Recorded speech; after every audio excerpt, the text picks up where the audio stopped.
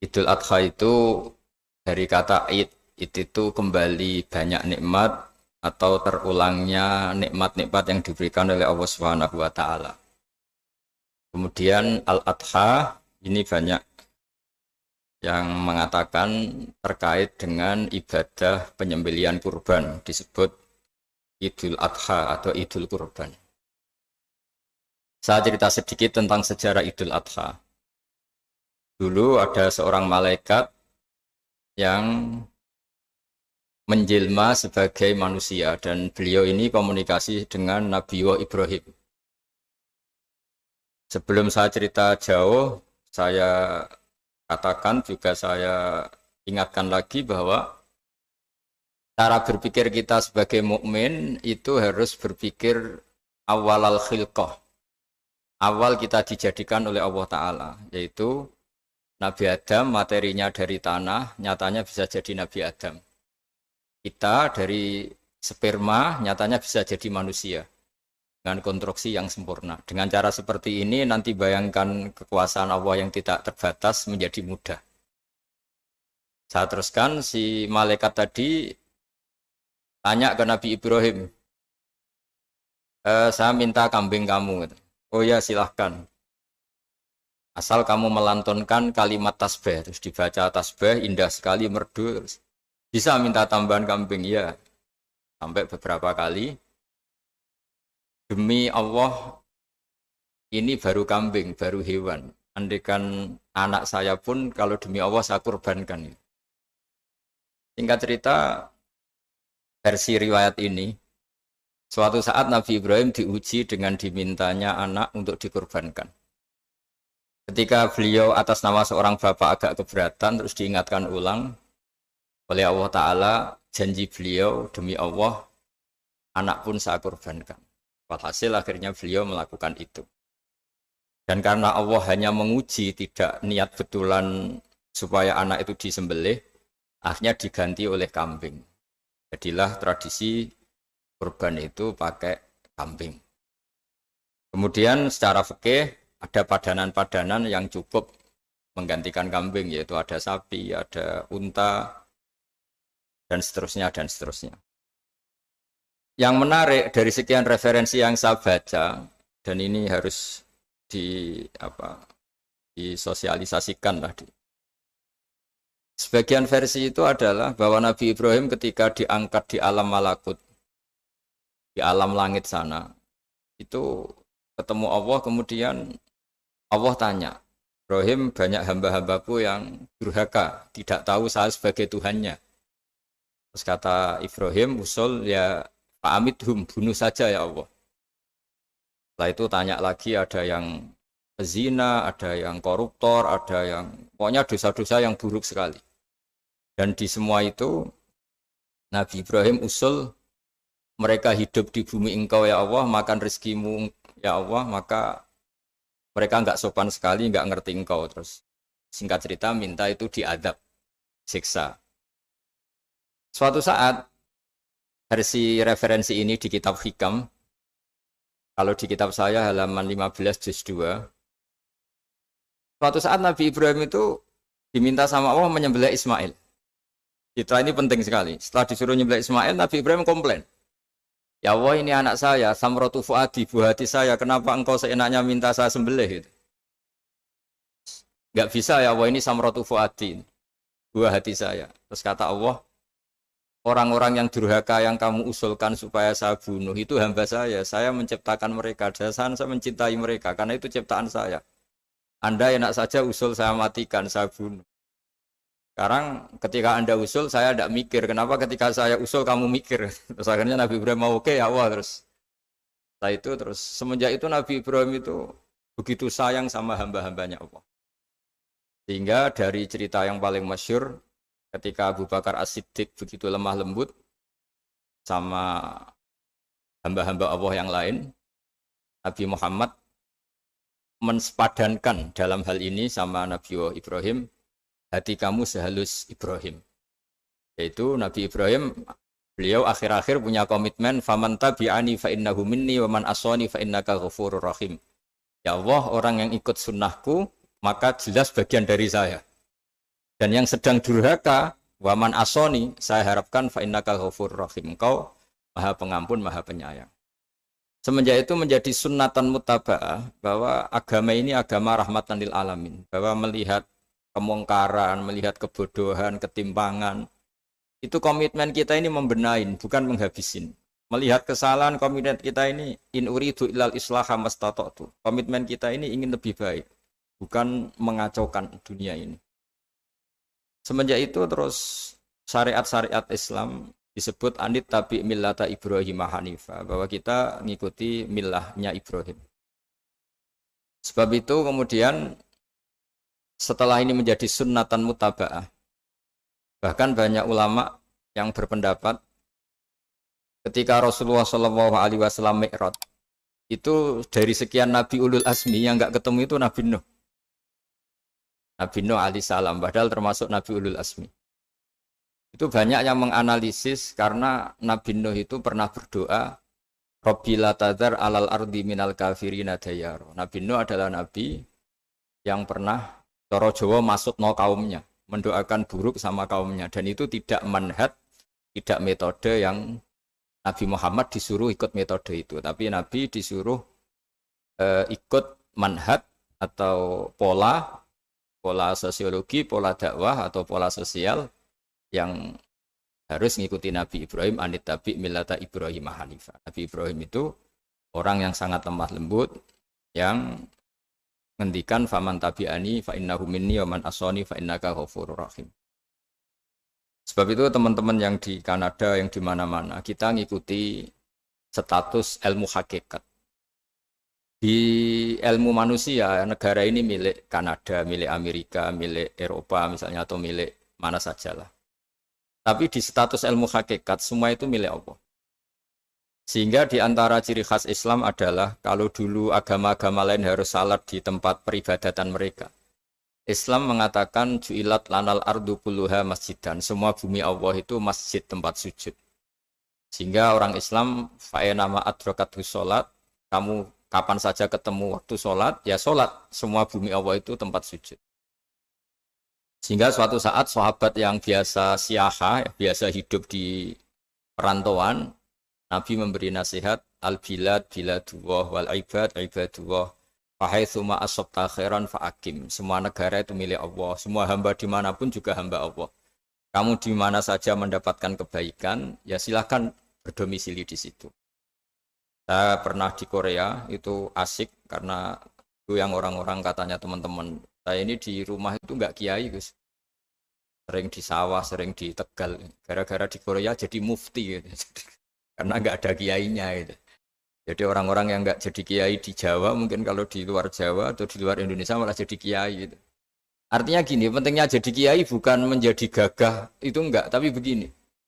Dulu bawaannya rakyat itu kan kalau ke masjid komplain, ada masjid bocor, kayak ada keran yang kurang baik. Tapi kalau sudah jadi kiai itu tahu rasanya. Betapa nata masjid itu susah, ngelola masjid itu susah, nyari imam itu juga susah, melanggengkan jamaah juga susah. Jadi pentingnya jadi kiai itu bukan gagah-gagahan jadi imam, tapi bertanggung jawab atas proses yang berjalan. Jika dulu di antara nasihat bapak saya, bapak itu termasuk orang yang nggak suka sama orang tawadhu, orang yang sopan. Dulu saya juga iskal itu janggal. Kata bapak, wong tawadhu itu apik, orang sopan itu baik. Tapi biasanya itu cara orang menghindari tanggung jawab. Disuruh jadi kiai nggak mau. Tapi kalau ada kiai salah komplain itu. Disuruh jadi menteri nggak mau, kalau ada menteri salah komplain itu. Disuruh jadi apa nggak mau. Kesannya tawadhu, tapi sebenarnya hanya menghindari tanggung jawab. Disuruh pidato nggak mau, disuruh jadi MC nggak mau. Tapi kalau ada orang salah komplain. Jika kata bapak tawaduk itu baik, asal tawaduk betul. Tapi kebanyakan nggak, tawaduk itu menghindari tanggung jawab sambil cari salahnya orang lain. Nah ini yang tawaduk yang akhirnya kurang baik. Nah teruskan, jadi Nabi Ibrahim ini panutan yang luar biasa. Beliau adalah orang yang alami sekian proses sosial, yang akhirnya diakui sebagai Khalilur Rahman, orang yang sangat dicintai Allah Ta'ala. Di antara sebab dicintainya Nabi Ibrahim adalah seperti yang dialami Nabi Adam. Nabi Adam ketika turun di bumi, itu keresahan pertama itu bukan karena kurang makanan atau kurang minuman, itu enggak. Beliau turun di bumi, mendapati bangsa yang lain, kalau dalam kitab disebut Banul Jan. Itu dia janggalnya Masya Allah. Ini orang makhluk-makhluk ini kok tidak kenal sama Allah yang menciptakannya. Kan aneh ya kalau kita hidup di Kanada terus nggak tahu PM-nya siapa, Perdana Menterinya siapa, kita hidup di Indonesia nggak tahu presidennya siapa. Itu kan aneh. Kita hidup di kampung nggak ngerti lurahnya siapa aja aneh. Ini hidup di buminya Allah kok nggak tahu Allah itu siapa. Nggak pernah menyebut Allah. Padahal harusnya yang paling dikenal pertama itu ya zat yang menciptakan kita, menciptakan langit bumi dan sebagainya. Sehingga beliau itu gerutu itu komplain. Ya Allah ini enggak fair dunia ini, engkau yang menciptakan, engkau yang memberi rezeki, kemudian mereka enggak kenal engkau. Ini kata Nabi Adam alaihissalam. Barokahnya komplain itu, jadi komplain itu yang diridhoi Allah juga banyak. Akhirnya Allah meridhoi Nabi Adam, dosa-dosanya, salahnya itu diampuni. Ya ukuran seorang Nabi, beliau dianggap salah itu diampuni, karena keresahan beliau itu takut Allah enggak dikenal.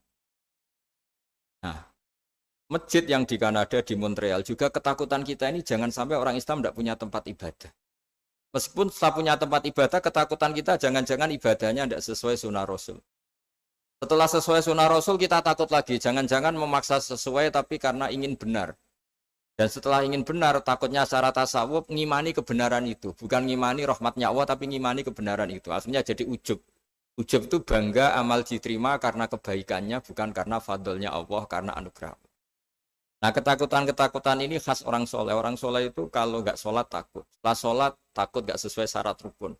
Setelah sesuai semua takut iktimat alal amal. Membanggakan kebenaran. Tapi bukan membanggakan luasnya rahmatnya Allah Ta'ala. Sehingga di luar ilmu fikih ada ilmu namanya ilmu tasawuf. Ilmu yang mengelola hati. Jadi ibarat orang itu kalau yang paling masyhur dalam cerita-cerita orang sufi, ada orang sudah masuk surga karena tidak pernah dosa sama sekali. Ini cerita-cerita yang melegenda di dunia tasawuf. Tanya Allah, kenapa kamu masuk surga? Karena saya taat terus ya Allah, nggak pernah maksiat sama engkau. Berapa lama kamu hidup di dunia? 80 tahun. Ya sudah, karena taat kamu 80 tahun, ya surga kamu 80 tahun. Ya komplain, ya Allah katanya surga selamanya. Kenapa ini hanya 80 tahun? Yang selamanya itu rahmat saya. Kalau amal kamu kan terbatas 80 tahun, maka balasannya hanya 80 tahun. Nah semenjak itu beliau sadar, oh ya Allah, masuk surga itu fadlmu, anugerahmu, amal saya tidak ada bandingannya dengan surgamu. Nah ini jadi sehingga keyakinan ahli sunnah wal jamaah diantara ciri khasnya adalah masuk surga itu karena fadlnya Allah, karena anugerahnya Allah. Maksudnya itu oke, kita amal, tapi amal kita tetap terbatas. Tidak memberi kontribusi pada kerajaan Allah, pada kedikjayaan Allah sebagai Tuhan. Yang tidak terbatas adalah fadlnya Allah Subhanahu wa Ta'ala. Nah, keresahan-keresahan ini kemudian yang diwariskan oleh para nabi ke ulama-ulama. Keresahannya ulama itu mirip-mirip keresahan nabi. Nabi dulu itu sampai dakwah, sampai sosialisasi kebenaran itu takut Allah itu la yuzkaru fi mulki. Allah tidak disebut, tidak menjadi aktor. Kan tidak fair kita misalnya nempat di negara orang terus nggak tahu duta besarnya siapa, terus kalau ngurus paspor di mana, ngurus visa di mana. Ini sama. Kita hambanya Allah tapi nggak pernah ngurus status kehambaannya. Harusnya kita ngurus status kehambaan kita dengan sholat, berarti kehambaan kita hidup. Dengan baca tasbih berarti kehambaan kita hidup. Makanya dalam sebuah ayat disebutkan masuk surga itu gampang. Yang susah itu kamu masuk status kehambaan itu. Makanya disebut ya aja Tuhan nafsul mutmainnah irji'i ila rabbiki radiyatan mardiyah. Pertama apa? Fadkhuli fi ibadi. Kamu harus masuk status sebagai hambaku dulu. Baru wadkhuli jannati, baru kamu baru masuk surga. Jadi orang boleh nikmati fasilitas negara lain kalau visa paspornya disahkan. Orang boleh masuk surga kalau status kehambaannya disahkan oleh Allah Subhanahu wa Ta'ala. Nah, lalu status kehambaan itu dimulai dari mana? Secara fisik kita sujud. Anggota tubuh yang begitu terhormat, namanya kepala, kita tundukkan kepada Allah Ta'ala. Hati kita, akal kita yang ingin menguasai dunia misalnya, ambisi itu kita kalahkan untuk hanya tunduk kepada aturan-aturan Allah Subhanahu wa Ta'ala. Kekhawatiran kita akan menghadapi alam akhirat, nah ini yang penting. Nanti setelah kita mati kayak apa, jadi debu, jadi tanah, lalu bangkit kita gimana? Sebagaimana mukadimah saya, ingatlah an-nas'atil ula. Ingatlah penciptaan pertama bahwa Allah punya reputasi menciptakan Nabi Adam dari tanah dan di tubuh Nabi Adam itu tersimpan calon generasi berikutnya ila yaumil qiyamah. Kayak apa susahnya bikin Nabi Adam kalau andikan kita boleh berpikir. Bikin satu master manusia yang akan melahirkan manusia seluruh dunia. Ibaratnya chipnya itu sudah ada di punggung Nabi Adam. Dan itu materinya dari tanah. Dengan berpikir gitu maka ketika kita meninggal, sudah jadi tanah, kembali lagi jadi manusia adalah hal yang mudah. Karena Allah punya reputasi menciptakan manusia super, yaitu Nabi Adam dari tanah. Jika setiap kali kita iskal janggal terhadap kekuasaan Allah, kata Allah Ta'ala, Qul yuhyihalladzi ansha'aha awwala marrah. Kalau kamu janggal terhadap kemampuan saya, kemampuan kami menghidupkan tulang belulang yang sudah rapuh, sudah hancur, maka ingatlah reputasi saya, kata Allah, reputasi kami menciptakan Adam dari tanah. Ya, para nabi itu, ini semoga teman-teman yang di Kanaja masih ingat betul iman yang dilatih para guru kita di Jawa, di Indonesia.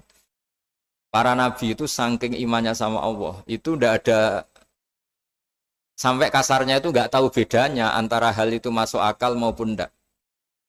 Saya beri contoh begini, kalau dalam ilmu tauhid, dan ini harus kita latih terus sampai ketemu Allah Ta'ala. Ketika telur jadi ayam, itu sebetulnya itu kita juga tidak ikut mampu bikin telur jadi ayam. Tapi berhubung sering terjadi, kita bilang telur jadi ayam itu mungkin. Mungkin itu ya mungkin sering terjadi.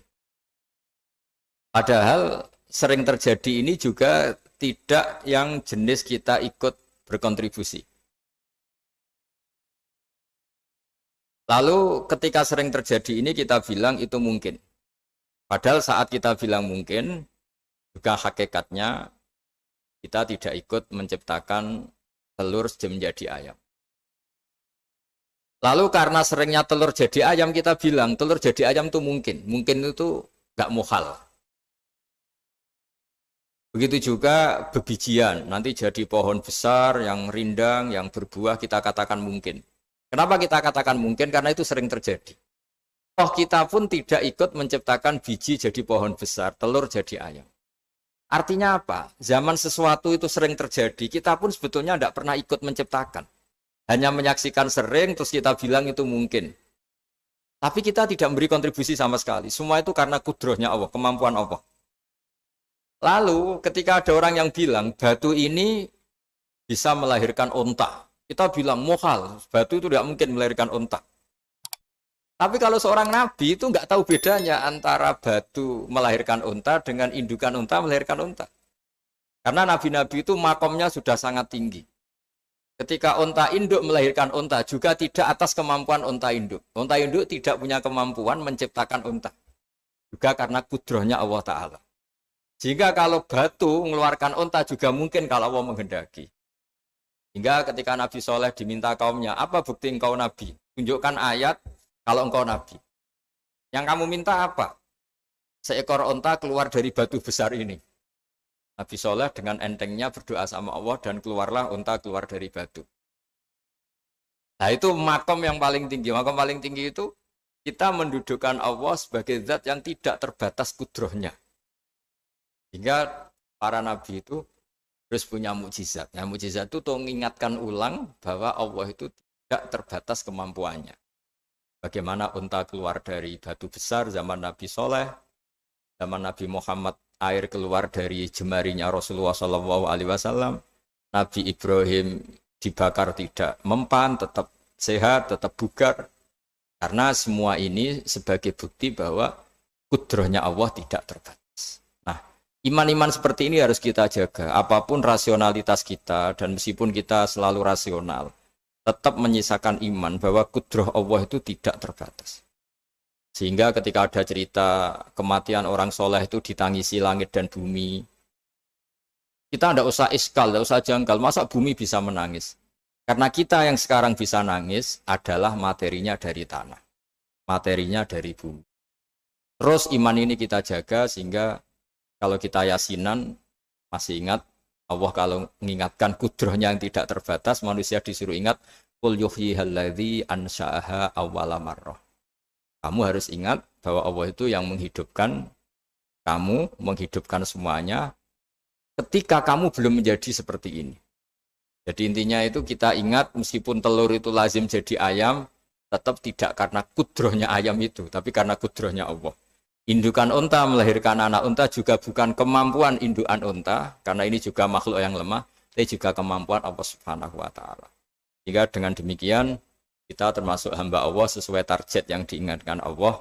Falamma tabayyana lahu qala a'lamu annallaha ala kulli syai'in qadir. Hamba Allah yang baik adalah hamba ketika menyaksikan fenomena apapun, semua itu li ta'lamu annallaha ala kulli syai'in qadir wa annallaha qad ahata bi kulli syai'in ilma. Apapun di alam raya ini, semuanya itu bukti bahwa Allah ala kulli syai'in qadir, Allah kuasa dan Allah meliputi semua makhluknya dalam pandangannya, dalam pantauannya. Jadi saya mohon teman-teman yang di Montreal, yang di Kanada, juga di manapun harus ingat status hakikat bahwa al-bilad biladullah wal ibad ibadullah fahaitsu ma asabta khairan fa'akim. Negara hakikatnya milik Allah, semua hamba juga milik Allah. Di mana saja kamu berada dan menemukan kebaikan, silahkan hidup di situ. Tentu dengan sosialisasi yang baik, baik dengan non-muslim maupun dengan muslim. Karena Allah mengajarkan wa qulu linnasi husna. Ajaran Islam adalah rahmatan lil alamin, rahmat bagi semua. Tentu tidak henti-hentinya kita menjelaskan kebenaran yang diinginkan oleh Allah Subhanahu wa Ta'ala. Saya kira demikian karena juga ini di sini sudah malam. Jadi saya mohon maaf mungkin tidak bisa ikuti tanya jawab karena di sini sudah malam, apalagi tadi habis takziah saya karena ya ada mas saya yang sudah sepuh sekali wafat, terus tadi barusan datang, jadi mohon maaf tidak mengikuti acara mulai pertama. Tapi saya mohon ayat-ayat Quran yang saya terangkan tadi bahwa untuk mensifati Allah kudrohnya tidak terbatas. Ingatlah bahwa kita yang secerdas ini, yang sehebat ini, kita semua manusia yang cerdas begini, matanya bisa melihat, hatinya bisa merenung, otaknya bisa berpikir cerdas, itu dari materi tanah. Dan Allah mampu. Allah bisa bikin orang miliatan gini dari satu orang manusia namanya Nabi Adam. Kayak apa susahnya bikin konstruksi Nabi Adam kalau boleh dibahasakan. Dan itu Allah punya reputasi mampu. Dengan cara seperti itu kita akan gampang iman bahwa kita setelah meninggal dan menjadi tanah, ya sama seperti kita masih hidup. Zaman kita hidup ya tidak tahu cara kerja jantung kita, nafas kita, uratnya gimana, terus sistem tubuh. Meskipun ilmu medis ngerti mengurai itu, tapi tetap saja hanya ngerti, tidak menciptakan. Yang menggerakkan jantung, organ tubuh kita tetap Allah Subhanahu wa Ta'ala. Dia yang Al-Fa'ilul Mukhtar, dia yang semuanya mengendalikan kita. Artinya zaman kita hidup pun sebenarnya kita yang tidak mengendalikan kita. Nafas kita ya dalam kendali Allah, ikhtiar kita dalam kendali Allah. Sama setelah kita mati juga dalam kendali Allah. Ya guru-guru kita semuanya melatih inna sholati wa nusuki wa mahyaya wa mamati lillahi rabbil alamin. Hakikat ibadah kita, hakikat hidup kita, hakikat mati kita, semuanya tidak dalam kendali kita. Semua itu dalam kendali Allah Ta'ala. Dengan demikian terus kita insya Allah ingin jadi hambanya dulu. Baru setelah jadi hambanya, baru sah menjadi ahli penghuni surganya. Wadkhuli fi ibadi, baru wadkhuli jannati. Masuklah berstatus sebagai hambaku, baru engkau kalian semua layak menjadi penghuni surgaku. Mohon maaf atas semua kesalahan. Billahi taufik. Wassalamualaikum warahmatullahi wabarakatuh.